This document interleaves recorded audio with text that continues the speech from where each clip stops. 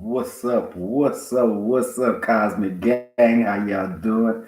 I am your host, Mr. Cosmic. We're in the building live from Japan. And, I just wanted to touch bases with you guys and just come on in here and talk about um, becoming a digital nomad. Some people are talking about like, how do you do that? How do you become a digital nomad? How do you live that lifestyle?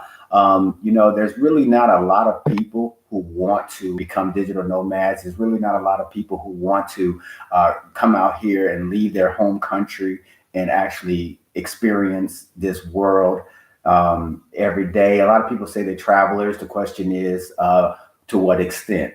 Some people, most people like to go out, travel, and come back. Well, this video is going to probably appeal more to the person who really leave their country and has no necessary intentions of rushing back. They're interested in going out and about and living a lifestyle that allows them to have freedom and be able to be out as long as they want to be out. Okay, so that's what we really want to talk about today. So basically, what that's been commonly referred to and been coined as a digital nomad. Okay, so a lot of people who are digital nomads, basically what they do, it's a lifestyle that kind of like involves, it involves you adopting the cultures and the surroundings, traveling and adopting the cultures and surroundings that you come in contact with, allow you to work remotely and basically while you're traveling and living in the different locations. So on this video, what I want to do is talk about the steps, because I think what a lot of people are missing is the steps. Because I think once you attack things step by step, then you start to understand and you start to see things change. It's just like in life.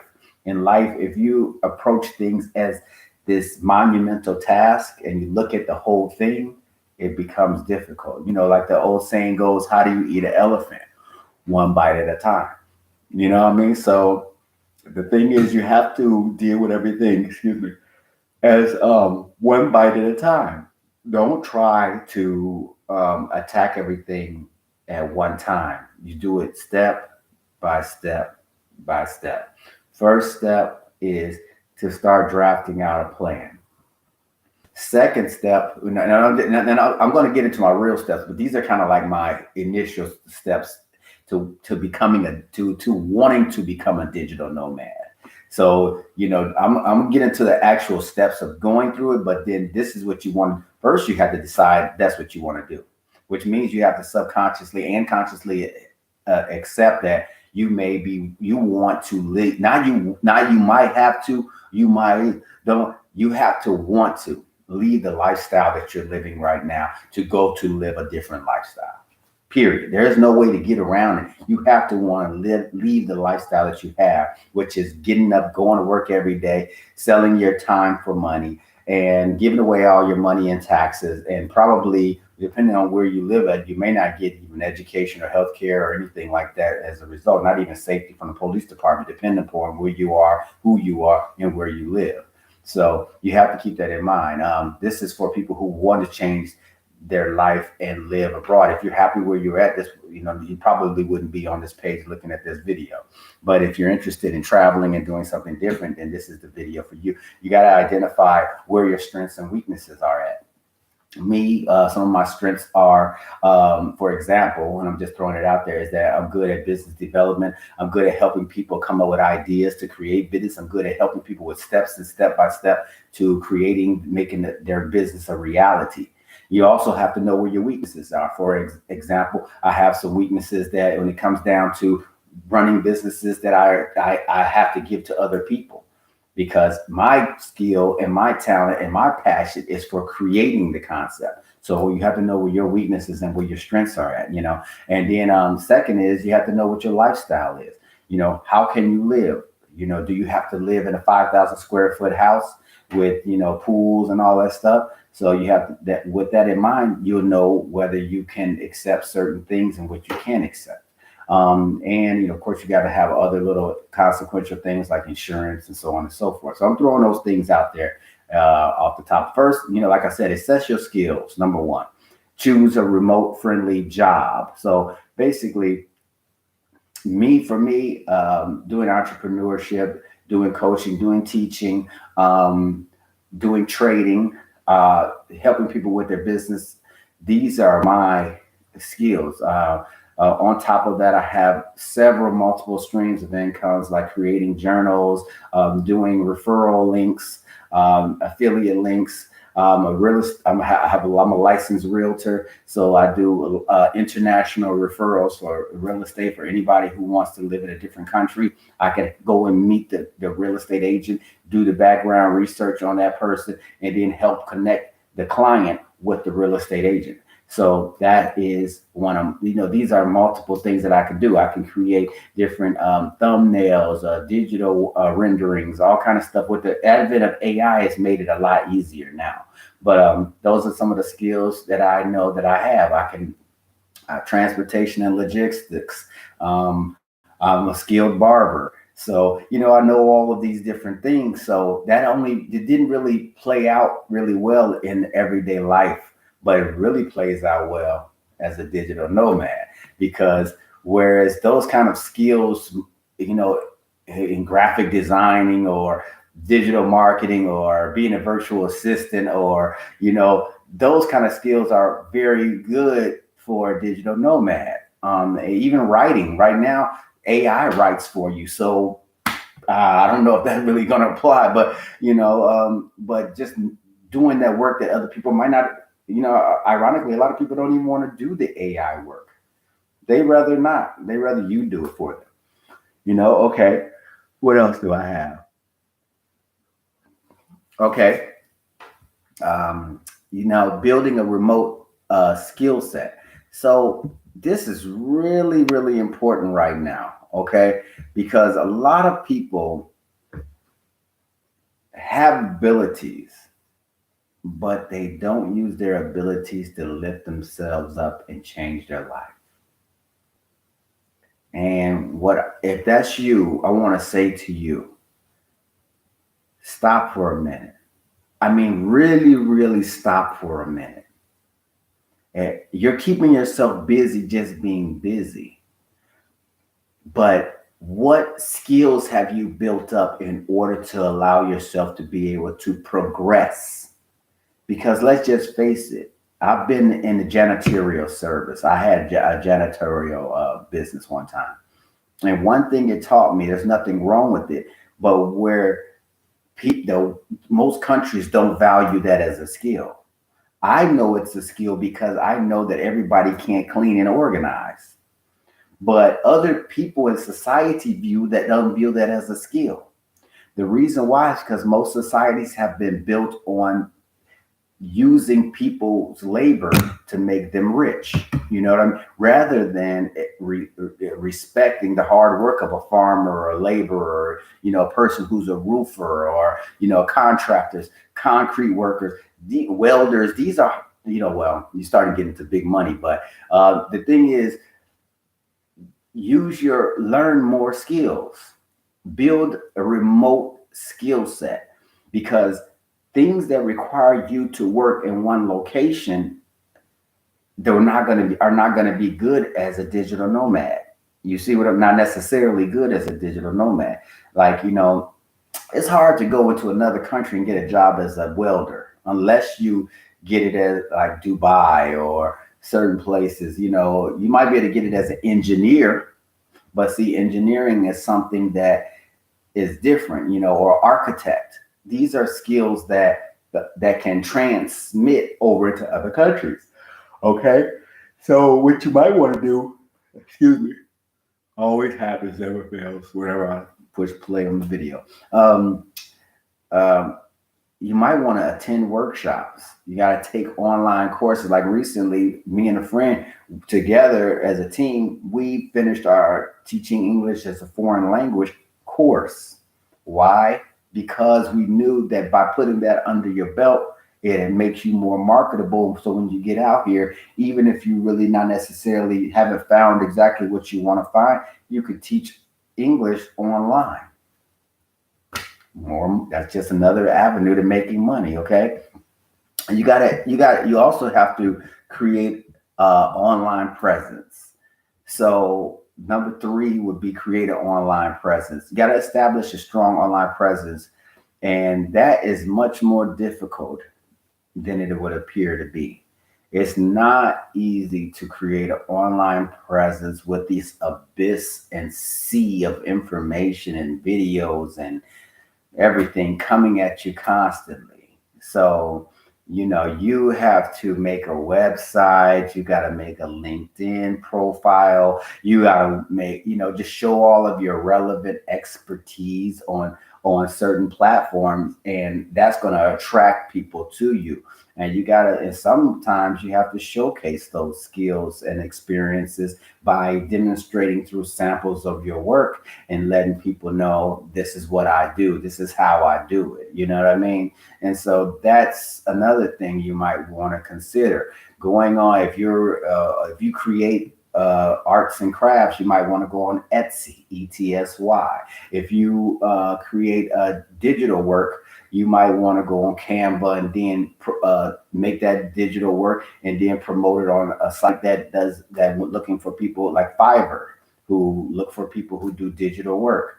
So it's all about doing your research and figuring it out. If you're good at making like books, I made this, book, which is and now it's on Amazon. And if you look in the video descriptions and you look at down the list, you'll see that I create journals. This is another way by which you can bring in income by creating journals. Now, Amazon sends direct deposits into my account based upon how many journals that I sell. For me, it was really important to create journals that allow you to be able to, save money and keep your expenses. See, so you can see like this is expense trackers, and it shows descriptions of your date, expense, payment type, amount, year, et cetera, et cetera, et cetera. And, all kind of different other stuff. So, these kind of little journals that I created using Canva, using different websites, using different apps, and then uploading them to Amazon has allowed Amazon to sell these. And when they sell them, that puts $1, $2, $3, $5, $10, 20, and on and on and on. And in that way, it helps me to stay abroad, living the lifestyle that I want to live. Okay. Which is one, in my opinion, that is much more healthier, friendlier, less anxiety, less stress, and much more free. Okay, so another thing, you have to, once you've started to get all of these different skills, different abilities, you started getting certifications, you starting to know where your strengths and weaknesses are. Now, for number four, you got to find these remote opportunities.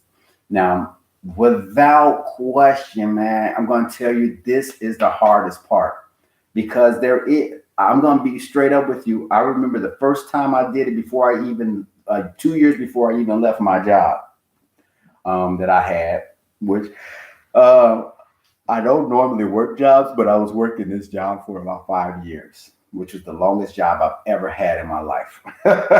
Working for a company, that is. What happened was I was looking for remote work, and I ended up applying for a job in Saudi Arabia.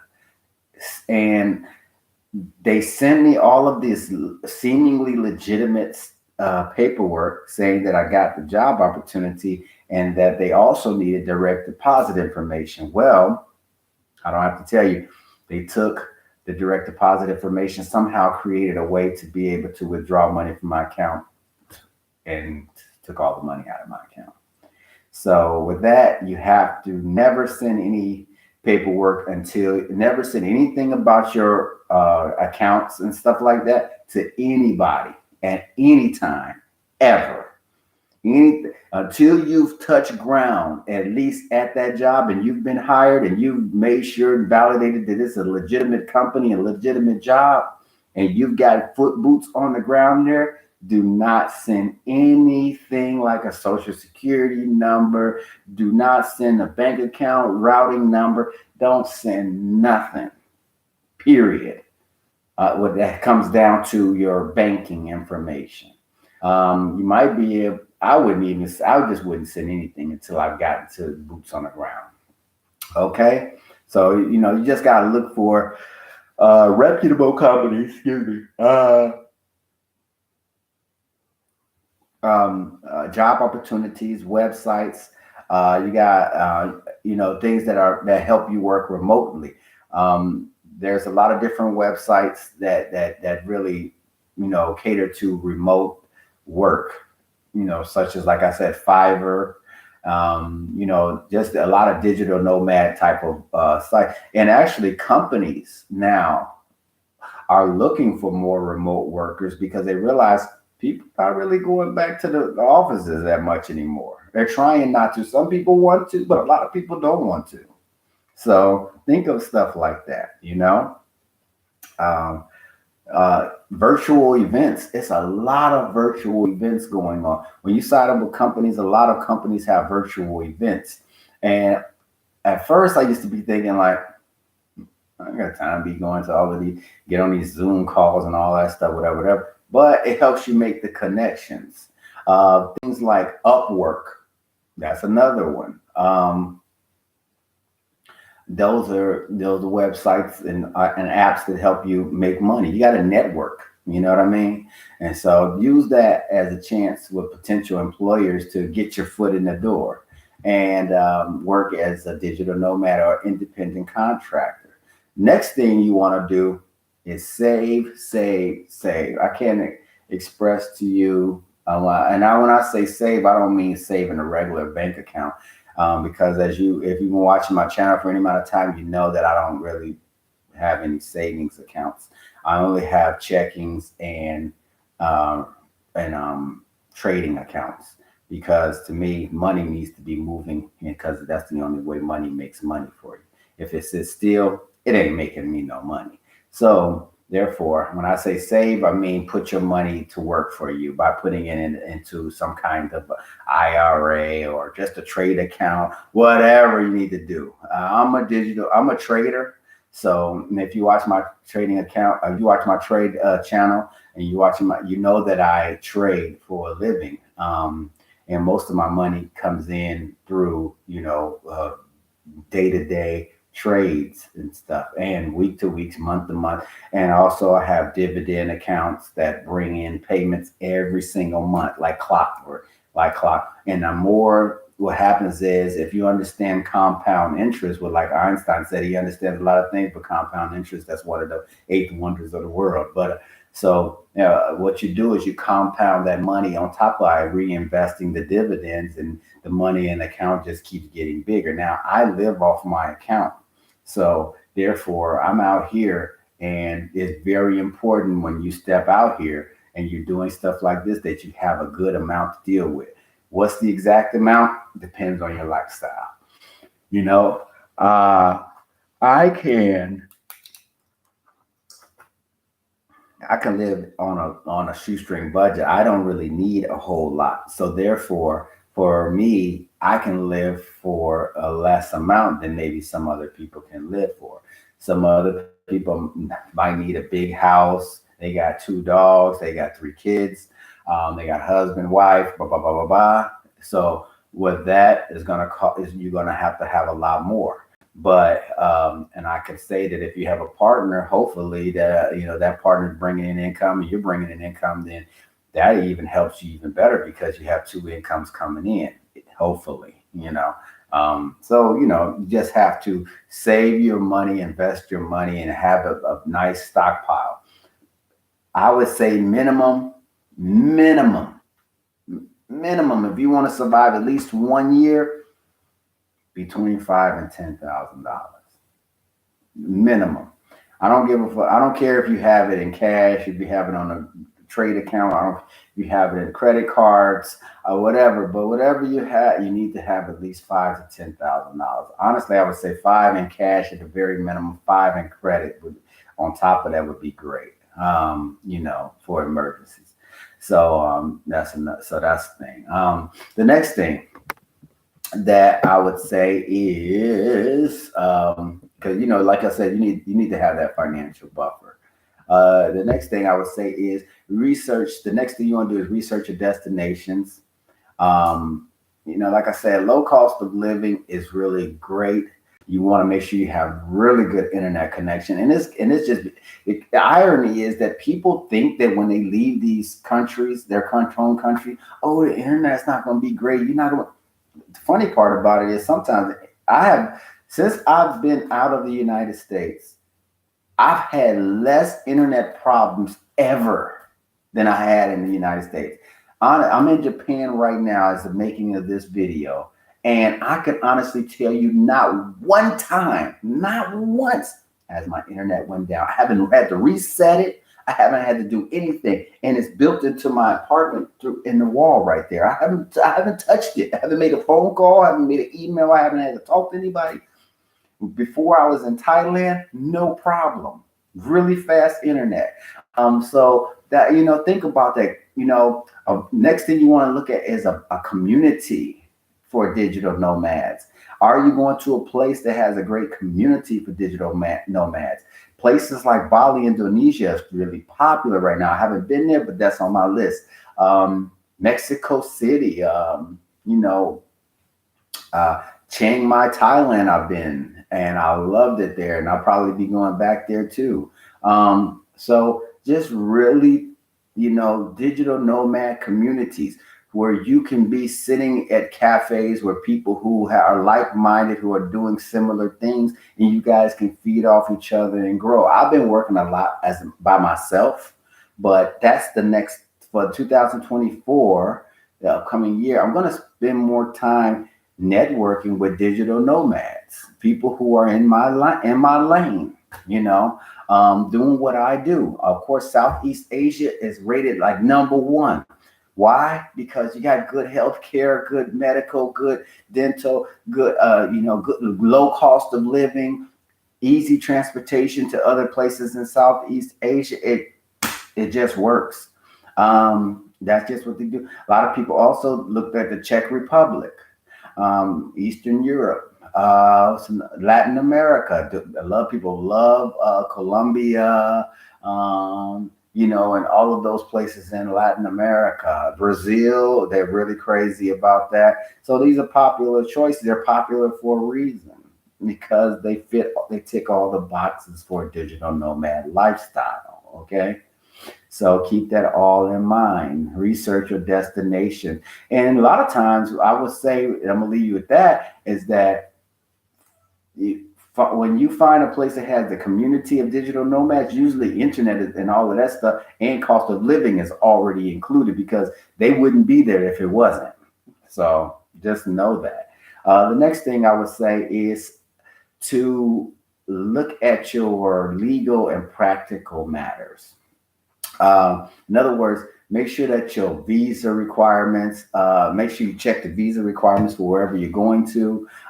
Ensure that you have the necessary permits and work so that you can work remotely in that destination. You also got to make sure that you have health insurance. I might leave a link below. I'm using right now. I'm using Nomad insurance. I'm using a Nomad insurance right now, which costs me like by myself. It costs me like $72 a month. And it covered with a $250 deductible. So once I pay, basically, if I have to go in the hospital, basically I just show them that and they'll get to working on whatever the problem is. And then I have to pay back the $250 deductible, whatever. But yeah, I have that insurance because as being out here, but it's still such a good value because $70 a month is really cheap relative to, you can get sick, you got dengue fever, you can get hurt. I mean, it's nothing like it, in certain countries, you can walk in Walmart and get shot up or, you know what I'm saying? Whatever. But just remember that you should have some type of insurance. You know, teeth get messed up easy. I've had since I've been out had to fix crowns and so on and so forth.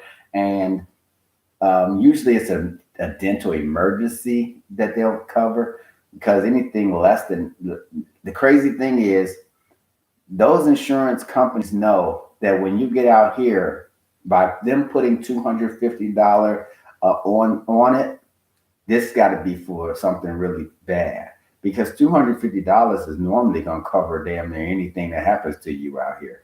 So, that's the thing about Solid. It's so cheap and the healthcare is so good that they know that by saying that you have a $250 deductible, that the probability of you having to use them is going to be really, really low. So that's why the insurance company makes such good money. So they ain't tripping about your 250. You know what I mean? You're going to have to tear your leg up, have a boating accident, a skiing accident, break some kneecap and all kind, need emergency surgery type of thing. That's when it's gonna come in.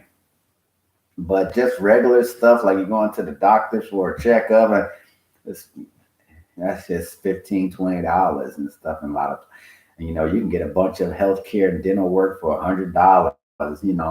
So it's really nothing. So just make sure you have some type of digital nomad insurance, okay? And make sure you research all the visa requirements prior to going into the country. Make sure that you have, technology. That's the next thing I would say. Make sure you got your laptop, a good laptop.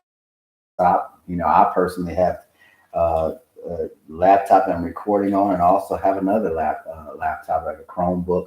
This is, I wouldn't even say that's really a laptop. It's kind of like a tablet type of thing, but still, I prefer doing that kind of thing.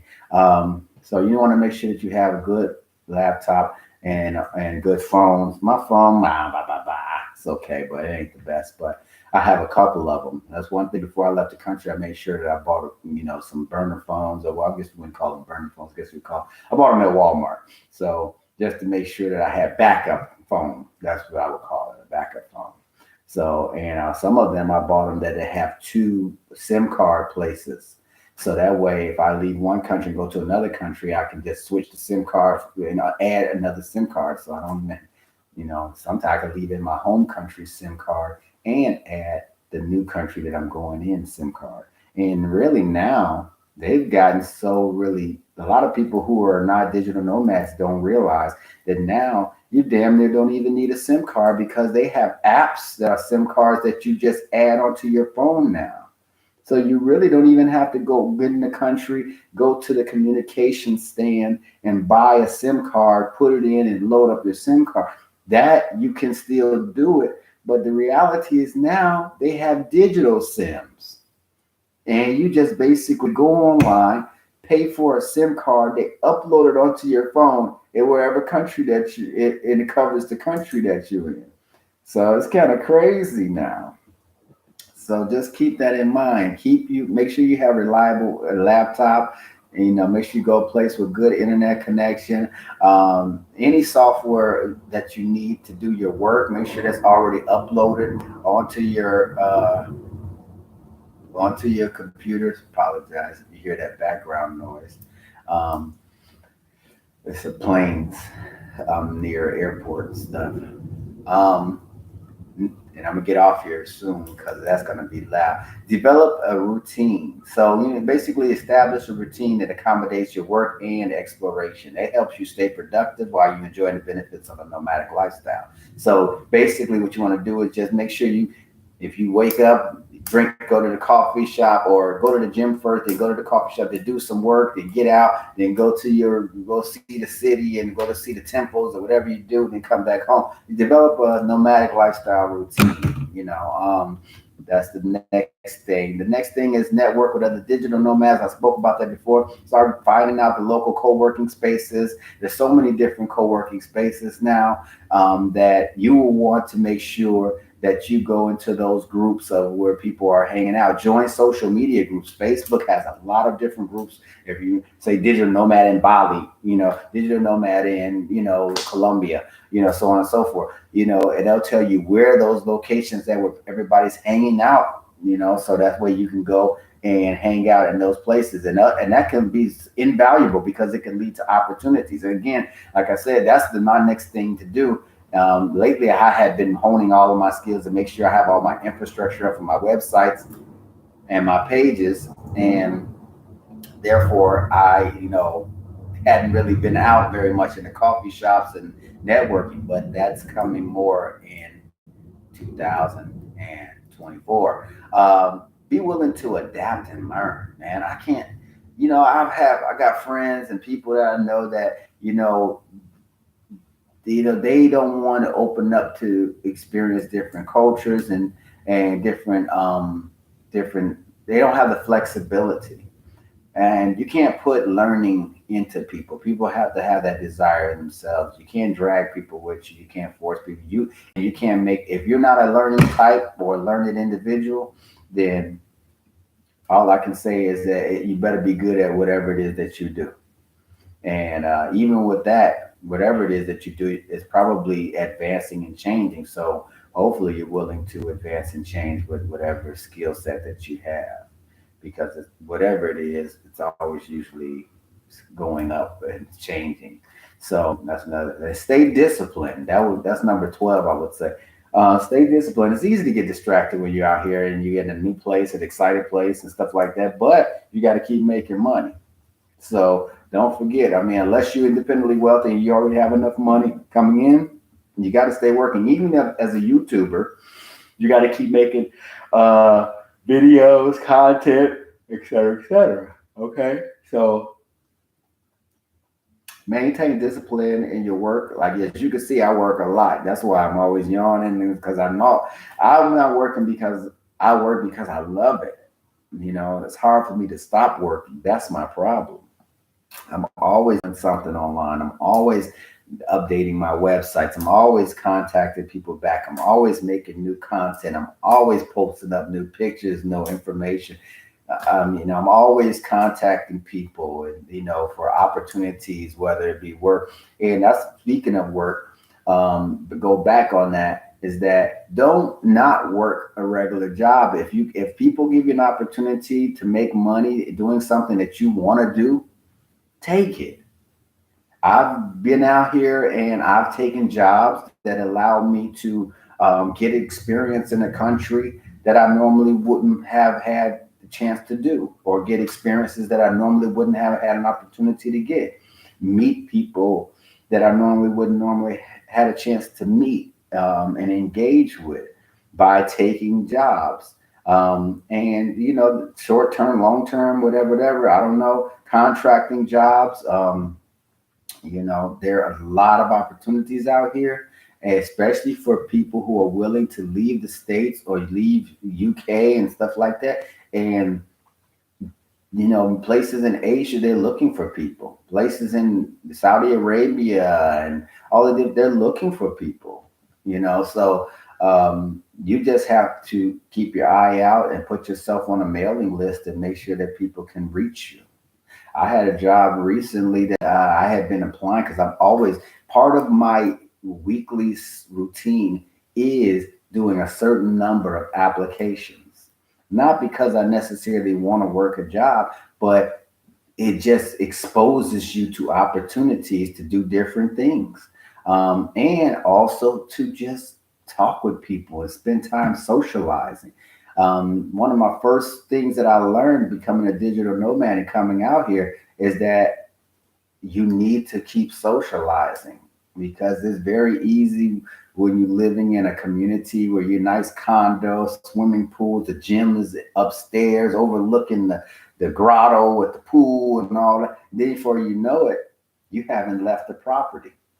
You haven't even talked to anybody. You haven't really socialized with anybody. And now you have gotten yourself into this whole little bubble, personal bubble, where you don't even socialize with anybody. So jobs for me helped me to get out and socialize with people where I would otherwise easily stay in a small bubble. and not really get out and socialize with anybody. So take opportunities and take time out to keep on putting chances for you to grow in front of you. Stay disciplined, continue with that kind of habit of working out. If you believe in working out is healthy for you, I believe it is. Trust me, believe it helps with anxiety, stress, headaches, depression. Working out does all of those things. So put that as part of your discipline. I don't care if it's walking for 30 minutes in the morning. I don't care if it's doing yoga, whatever it is. That's part of the lifestyle, in my opinion. So find out something that's a physical thing that you can do every single day, or at least 5 days a week. That's going to help you with keep your balance. Stay disciplined, because you're going to have companies. If you work for companies, they're going to make you have deadlines. You get out here and you're partying, you're kicking it and all of that stuff. Sometimes you might miss those deadlines. Don't do that. So stay disciplined, have your times. Even if you got to set an alarm on your phone every day, like sometimes I set alarms on my phone, not sometimes, all the time, every day to have alarms. I know when the market opens up. I know what time I need to wake up. I know what time it's time to go to the gym, like it's almost time now. And so, so it's time to go to the gym. And so, and I can hear the music playing in the city. That means it's about 6 o'clock my time, PM. So that means time to go.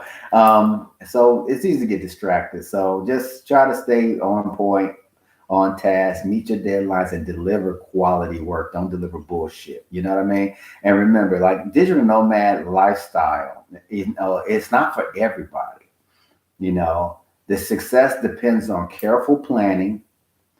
Man, that is like a big thing. I planned for years after coming from Chiang Mai. I planned it for 2 more years before I left. Careful planning. Second, adaptability. Like literally when opportunities came my way, from teaching to working with government contract jobs, anything, I'm willing, if it looked like it can enhance or just add another facet to my character, my personality, my experience out here, I took it. Yeah, I took it. And I think that you have to be willing to be able to be adaptable. You can't come out here living life and say, oh, I only do one thing. I mean, unless that one thing is getting to the money, we're all in the same boat. But I mean, you have to be willing to adapt, to do different things, and to get to wherever you want to go and make yourself a more rounded individual. Also, just got to be committed to yourself, respect the communities that you're in, and just try different things. Be careful out here, with it, and also, sometimes it's good to record. If you're a digital nomad and you're a YouTuber and stuff, it's good to have good equipment, like we were talking about with laptops and stuff like that. Here's another example. This is my GoPro 11. I need to be using that a lot more. So, get out here and record and stuff. And, another thing is, before I let you guys know, is that having these like way to hold your IDs and stuff safely. You could put it in your shirts, in your jacket, and keep it on here. You hold your credit cards, your IDs, and your change. So for catching buses, catching trains, or maybe stopping at the corner stores and stuff like that, this is invaluable. You could tuck it in. Some people have I have also the bag, but this is my day-to-day thing. So, and I also have a way to reach me.